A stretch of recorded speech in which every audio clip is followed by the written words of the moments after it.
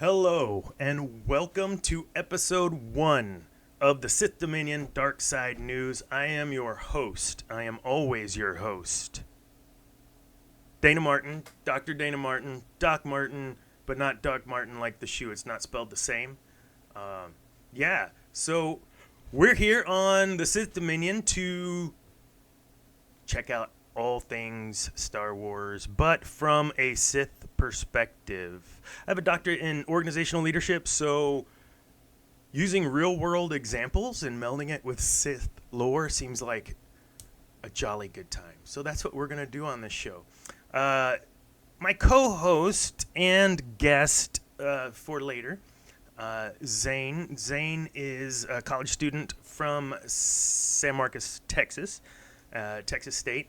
It's an interesting collection you have back there. So today we're going to be talking with Zane a little bit. He's going to help me out.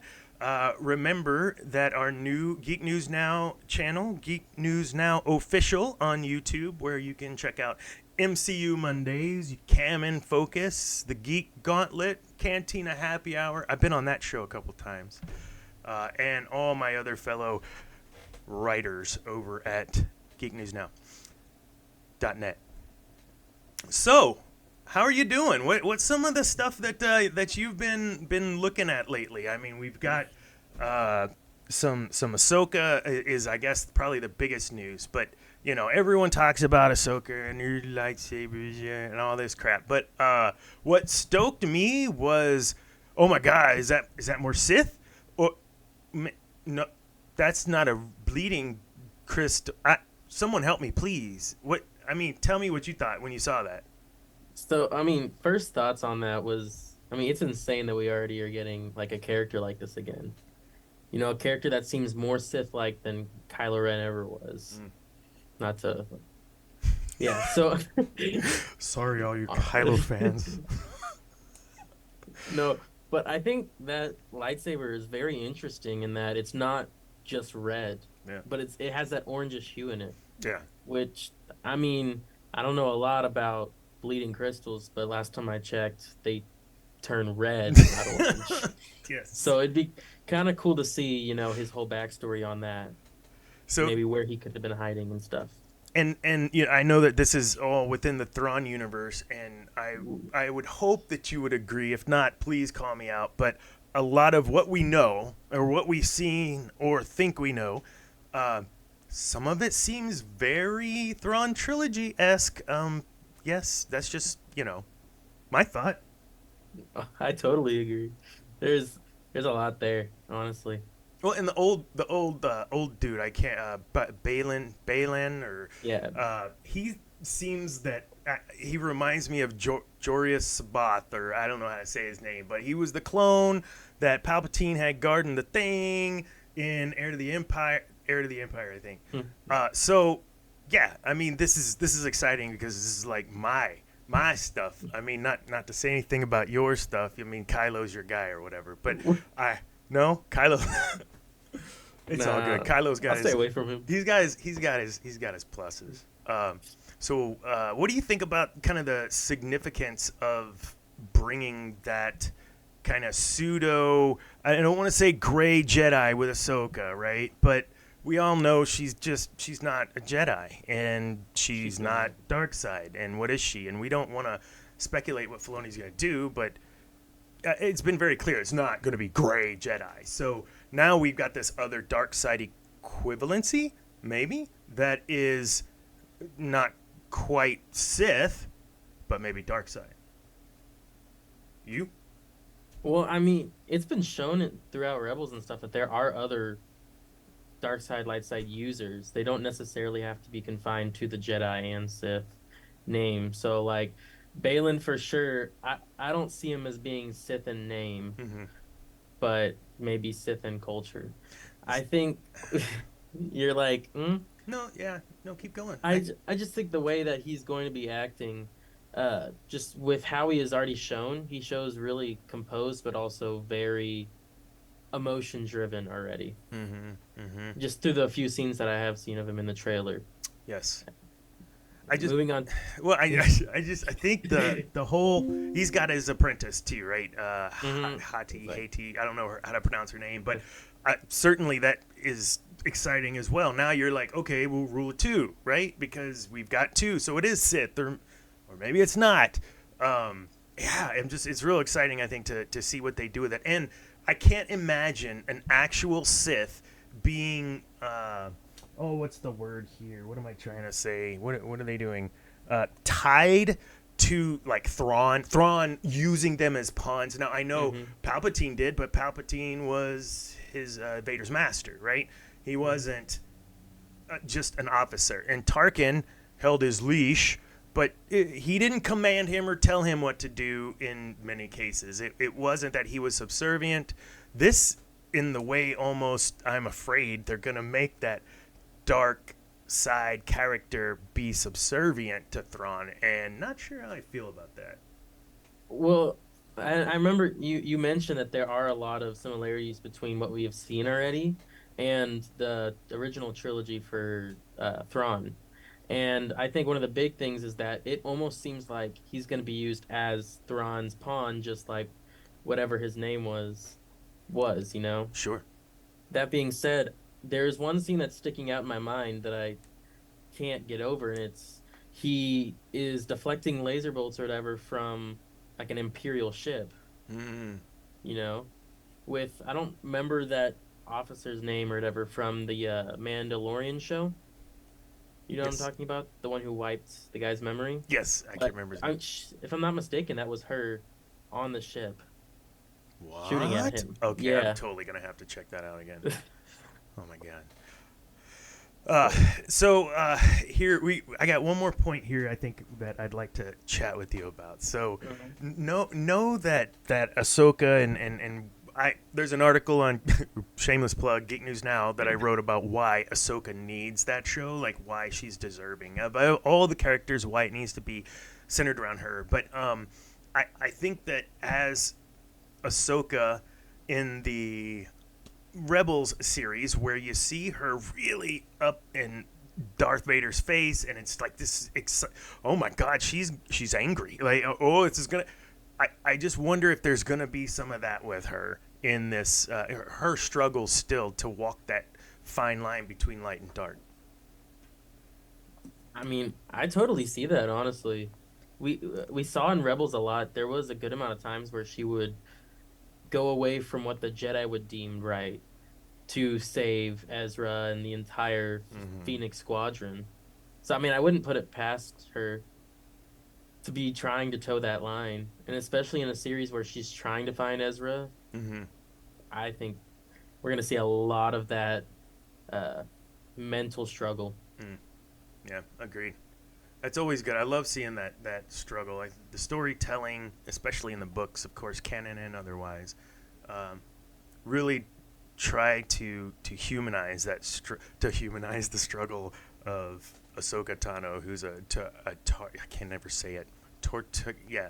Tortuga? No. No. Close Anyways, enough. so well, thanks for your input on that. That was fantastic. So our next segment is Dark Side Deep Dive with Dr. Dana. I'm going to use some of my skill, education, background, etc. to break down some Sith type things and make it applicable to leadership. How about that? So one of the cool things about Palpatine is he didn't just, I have this big fleet, Revan, I'm going to churn out these dark, vessel, whatever. Like, it wasn't like that. He's a Sith architect. And when I hear Sith architect, I think, oh my goodness, this is not something that happens overnight. On Naboo, they start early in public service, but what do you think about how that helped him orchestrate all of this from the very beginning? Well, I mean, initially on Naboo, they would be required to do some public service from the ages of like 12 to 20. And during that time, he had met Plagueis at around age 19 or so. And so, he already had his feet deep first in politics at that point. Mm-hmm. Now with Plagueis under watch of him, it was later that he became a senator because of Plagueis and his ways to manipulate those around him. Mm-hmm. Manipulate, such a strong word. I prefer influence. Yes. so I, one of the yes, Plagueis manipulated, and I believe that to some extent, and it was made clear that there was some manipulation of the dark side to shroud some things from Palpatine, but he didn't just manipulate. He influenced. He gained people's trust. He built rapport. This is what you do as an entrepreneur, small business owner, or just an employee. You build those relationships. That's how you establish the circle within circle that continues to grow. And as that grows, your pyramid goes up. So that's exactly what he did. I mean, he employed some really cool apprentices that, surround yourself with successful people and you too shall be successful. So who was Palpatine's first apprentice? Because I don't remember that. It wasn't Maul, was it? Was it not Maul? Was it Maul? It would have to have been Maul, because unless he had a few apprentices under Plagueis, I mean, Maul's the only one that matches up timeline-wise. Would you say that he played loose with the rule of two? He played very loose. The Sith shall rule. What? Which ones? The one, dude. Yeah, he was a little liberal with that rule, but I mean, that rule's important. Very important. What would you say with? So how the Trade Federation was under his control, and you had the Separatists with Dooku in control. I don't know any other way he could have been more successful than creating all of that off to the side, all the while having another entire army being built on the other side. That doesn't happen overnight. We call that vision in leadership. Tell me what you think about that, like how he had to go through and plan that, and how he could use the dark side, obviously, to see, somewhat into the future. We know about this. So tell me what you think about all that.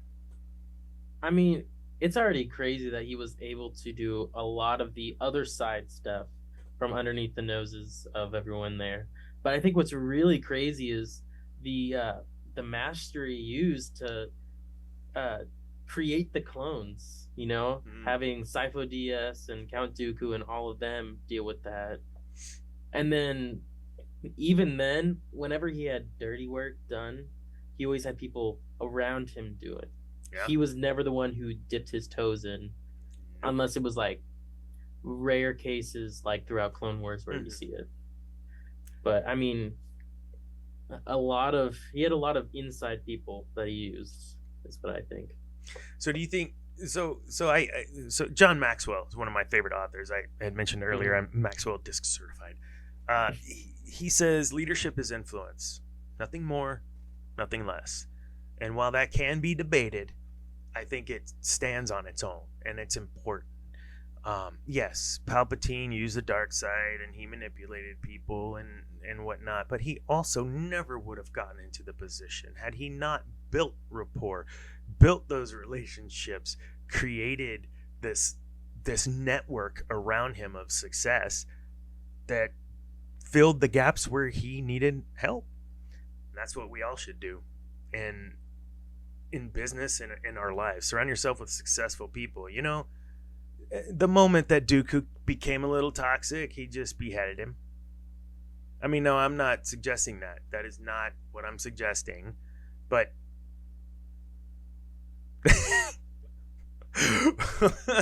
so, yeah. All right. So, thanks for your input, because I think that's something.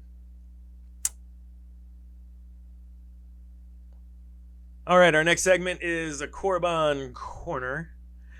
This is where we bring in people as our guests and co-hosts or guest co-hosts or what have you.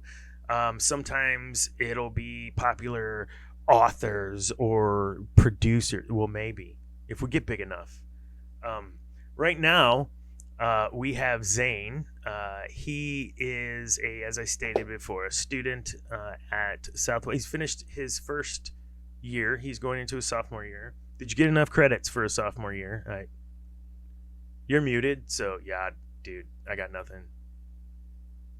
I was already a sophomore beforehand. Oh, you're one of them smart kids. Yeah. You're one of them geeky kids with all the. So what man?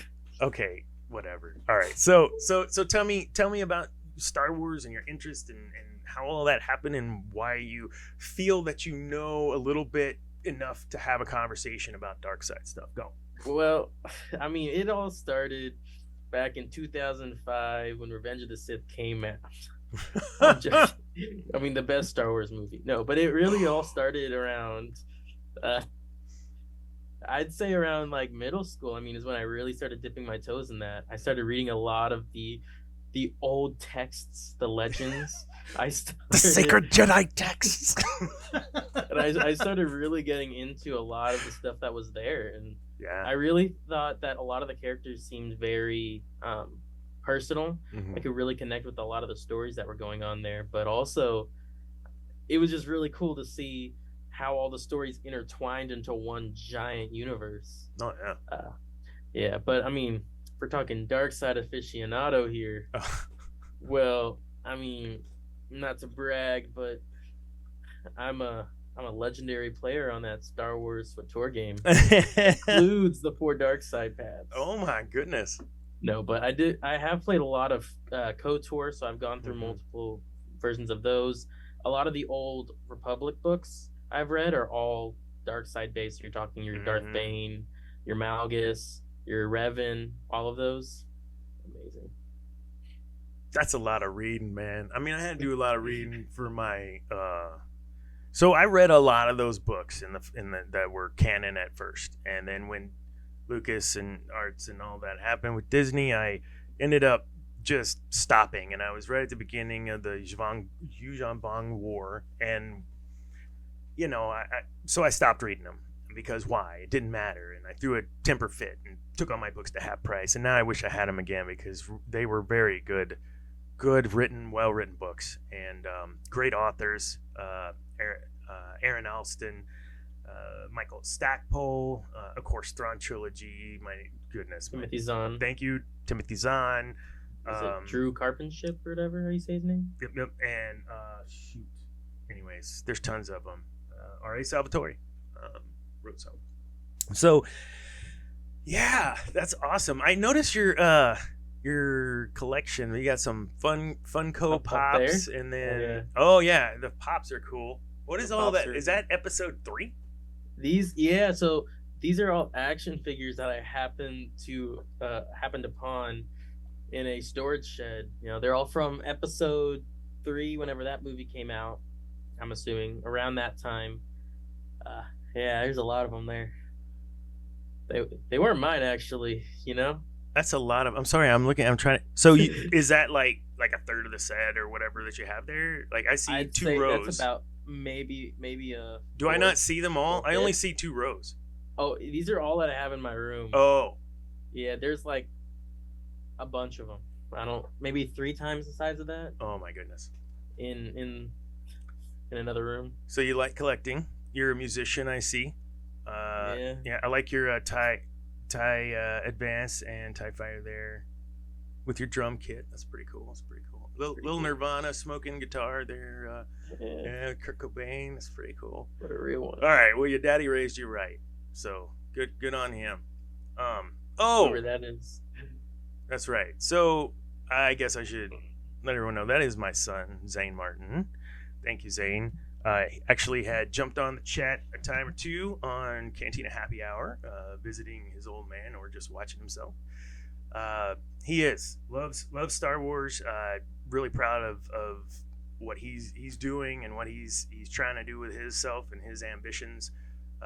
And I love the fact that he gets that whole perception thing, that it's not about, Nihilus is evil because he consumed an entire planet. Come on, he was He hungry. had to survive. Yeah, thanks. See, he gets it. He gets it. He gets it.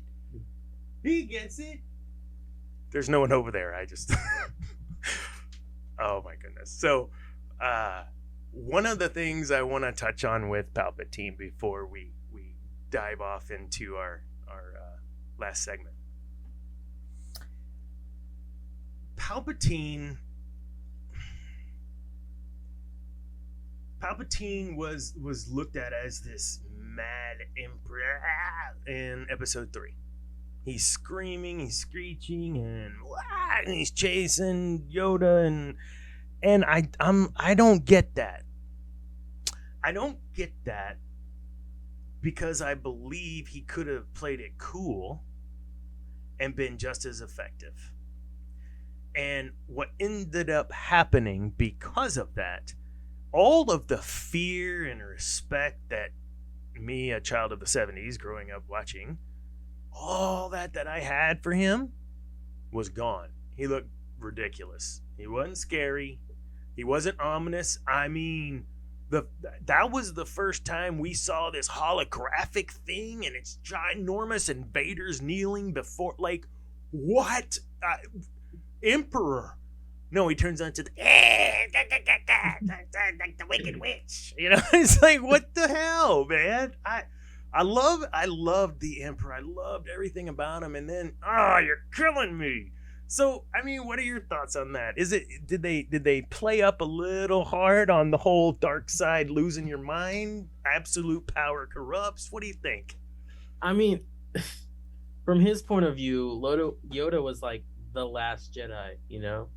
You can't help but think that he was a bit excited for that moment. Oh, you think he was just giddy? Are you serious? Well, I mean, we saw that he won the fight. He had the upper hand. Yeah, you're right. He was doing. Oh my God, he was giddy. I didn't even consider that. Either that, or he is. Well, I just lost more respect outwardly for insane. him. He was giggling like a kid. I only say that because in the Clone Wars there are a good amount of scenes where he's laughing, jumping around, fighting. True. I don't. Could be the duelist in him. The duelist. Well, Zane, thanks for that. I enjoyed your time today. We've got one more segment, and then we'll close it out. But I wanted to bring up that part about that power and his corruption, but also that he looked crazy going into our last segment. So our last segment is we'll do a fan theory throwdown, where we'll take a fan theory and try to pick it apart or support it or say it's crazy, and upset people. I don't want to upset people. I want to influence them. And also, if we don't have a fan theory to look at, we'll look at some art, a book, something that we can talk about for a couple minutes. What we have this week is from Fabian Schlager. He is an artist over at Sideshow Collectibles, and he did this piece called, I'm trying to remember what it was called. Great. I'm terrible. This piece is called, I have it right here, Darth Sidious Unlimited Power. So looking at this, he looks ridiculous. No, okay, look, straight up. Dude, this guy, Fabian Monk, is like his handle. He's fantastic. I love this as, even with what I said a while ago, I love this because it's showing not crazy, it's showing mad. And I think there's a huge difference in caricature, in comic, in this way, to artistically define mad with power. I don't know. That's my thought. Talk to me, Goose. Yeah, you can definitely see the rage coming out of him. I really like the addition of all those lava rocks as well. Ooh. You know, Yeah. lava. I mean, you can think of Mustafar and the connection there, but you also can think of just the fact that, I mean, hatred kind of goes hand in hand with heat, Yeah. hot fire, and with the light. I just think it's crazy how they really put a lot of effort into showing how he both has control and doesn't in the same picture. I don't know if that makes Oh, sense. yeah, totally. But I mean, at one point he's holding that lightning while he's got the other in the air. Yeah. I mean, I think that's one hand's just kind of flowing out there. One's So right here. I would love to take another path from what you just said. Mm-hmm. He's a conduit. Like he made himself, of course, in Rise of Skywalker, but he made himself a conduit for the dark side of the Force. He didn't just want to own it or consume it; he wanted all of it, and it all to flow from it. So I really appreciate, even though I was a while ago, I appreciate this. I think that's all right, so we're gonna close out our show and talk about a couple of things. So first of all, we went through and talked about Ahsoka, and we talked about the dark side characters. We're not sure what that's gonna look like, but you know, crystals bleed red. I'm just gonna say that. And we also went through and talked about Palpatine. We talked about how his vision and ability to move pieces, say in chess, in such a way it was unmatched. He didn't have to come conquer. He did it internally. It was amazing.